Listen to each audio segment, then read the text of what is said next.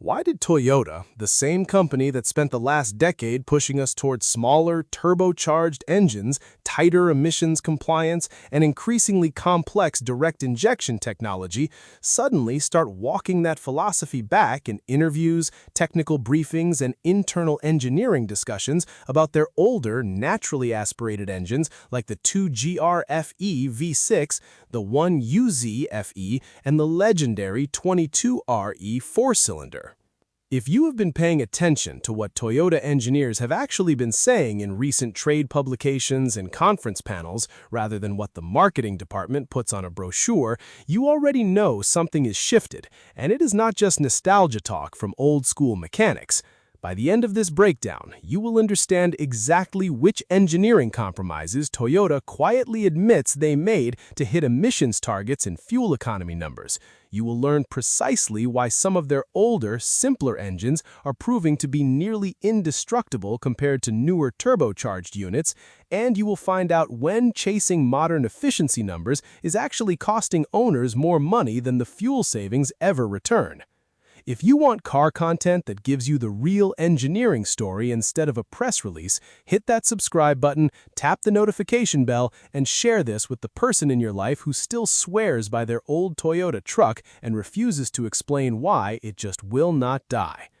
To understand what is really going on here, you have to go back and look at what Toyota engineers themselves have said in technical interviews over the past few years, because this is not some internet conspiracy theory. It is coming from the people who actually design these engines. Multiple Toyota powertrain engineers, when asked directly about the durability difference between older naturally aspirated engines and newer turbocharged direct injection units, have acknowledged that the pursuit of smaller displacement, forced induction, and higher compression ratios to meet global emissions regulations introduced a level of thermal and mechanical stress that older, larger, naturally aspirated engines simply never had to deal with. In plain language, when you shrink an engine down and strap a turbocharger to it to make the same horsepower, you're asking fewer cylinders and less metal to handle dramatically more heat, more pressure, and more stress per revolution. And that trade-off has consequences over the life of the engine,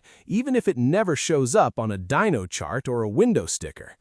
Look at the numbers side by side, and the pattern becomes impossible to ignore. The Toyota 2GR-FE, the naturally aspirated 3.5-liter V6 found in Camrys, RAV4s, Highlanders, and even the Lotus Evora for a decade, is famous in the used car world for routinely crossing 300,000 miles with nothing more than routine oil changes, a timing chain that rarely needs attention, and basic maintenance items like spark plugs and accessory belts. Compare that to some of Toyota's newer turbocharged four-cylinder engines, like certain applications of the 8AR FTS found in the Lexus and Avalon lineup, which have documented well-known issues with timing chain stretch and premature wear occurring in some cases before 100,000 miles, an issue serious enough that it triggered extended warranty coverage and class action attention in the United States. That is not an anti-Toyota talking point,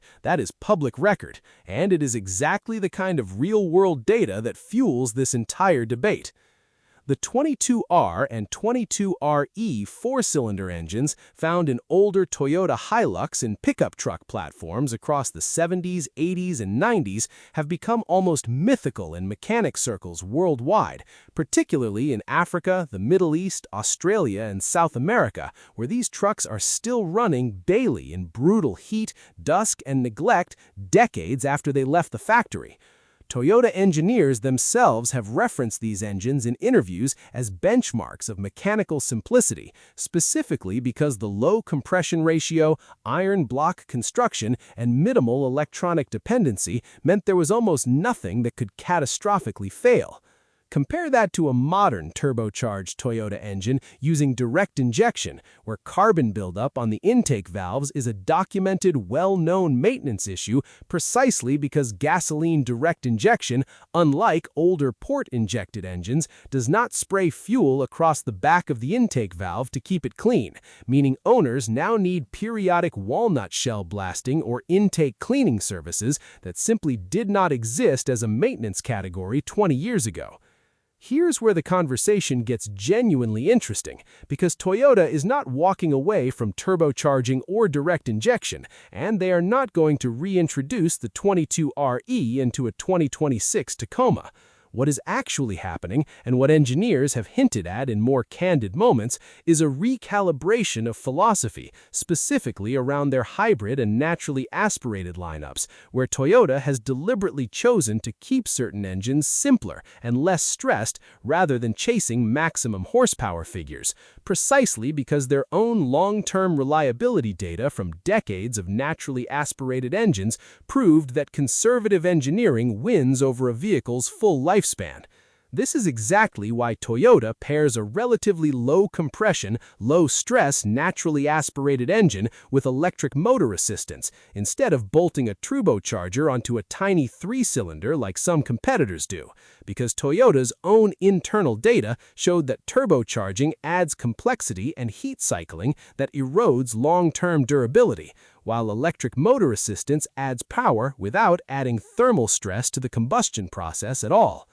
This is where most people misunderstand the entire situation, because they assume Toyota is admitting their modern engines are bad, when what is actually happening is far more nuanced than that. Toyota is not saying newer is worse across the board. They are acknowledging a very specific engineering trade-off: that smaller, turbocharged, direct-injection engines built to meet strict emissions and fuel economy targets inherently run hotter, work harder per cylinder, and carry more failure points than the larger, simpler, naturally aspirated engines of the past. And that trade-off was a deliberate business and regulatory decision, not an accident or a mistake. In other words, Toyota did not get worse at building engines, they got better at building engines that comply with government mandates, and those two goals do not always align with maximum mechanical longevity. If you look at this from a global perspective, the pattern holds up everywhere. In Australia and across the Middle East, mechanics and fleet operators overwhelmingly prefer older, naturally aspirated Toyota Land Cruiser and Hilux engines for remote and commercial use, precisely because they can run for hundreds of thousands of kilometers with minimal specialized tools or diagnostic equipment. In North America, independent mechanics routinely tell customers that a used Camry or Avalon with the older, naturally aspirated V6 will likely outlast a comparable turbocharged competitor from another brand, not because the turbocharged engine is poorly engineered, but because it is working harder under more thermal load to produce the same output. In parts of Asia and Africa, where vehicles frequently run past 20 years and 500,000 kilometers with limited access to dealership service, the older, simpler Toyota engines remain the gold standard, specifically because there is less that can go catastrophically wrong.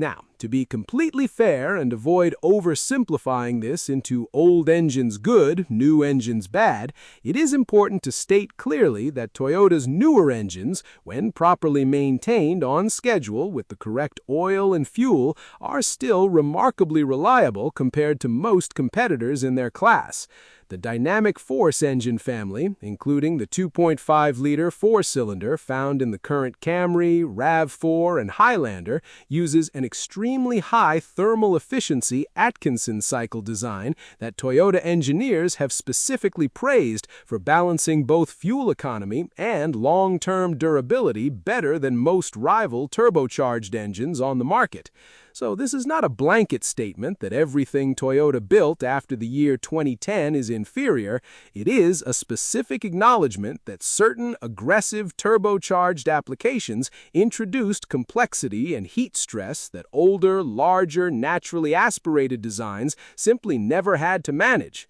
So, if you were trying to figure out what this actually means for your own car buying decisions in 2026, here's the practical breakdown worth remembering.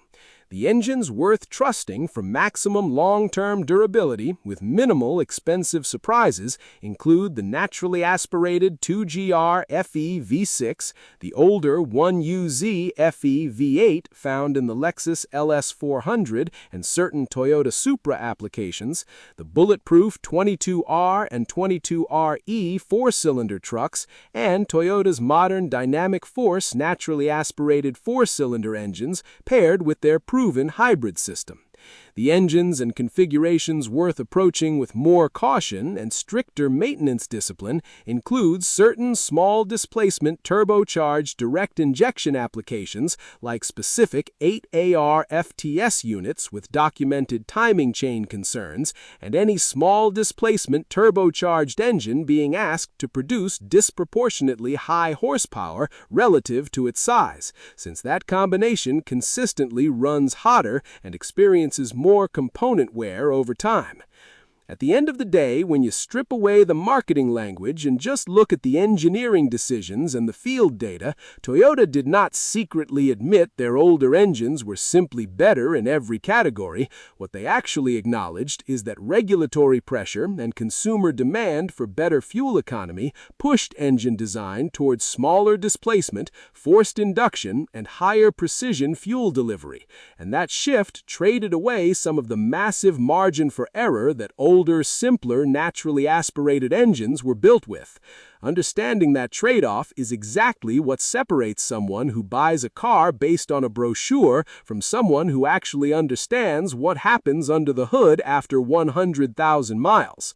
Now, I want to hear from you directly in the comments section below. If you are running an older, naturally aspirated Toyota engine with serious mileage on it, tell us exactly how many miles or kilometers you have and what maintenance you've actually done, because that real-world data is more valuable than anything a dealership will tell you. And if you've had a different experience with a newer turbocharged Toyota, good or bad, share that too, because this conversation only gets better with real numbers from real owners. If you want more honest, engineering-driven car breakdowns instead of marketing fluff, hit that subscribe button, turn on notifications so you catch every upload, and get ready for our next video where we break down why so many mechanics are quietly refusing to work on certain brand new electric vehicles, and the reason might surprise you.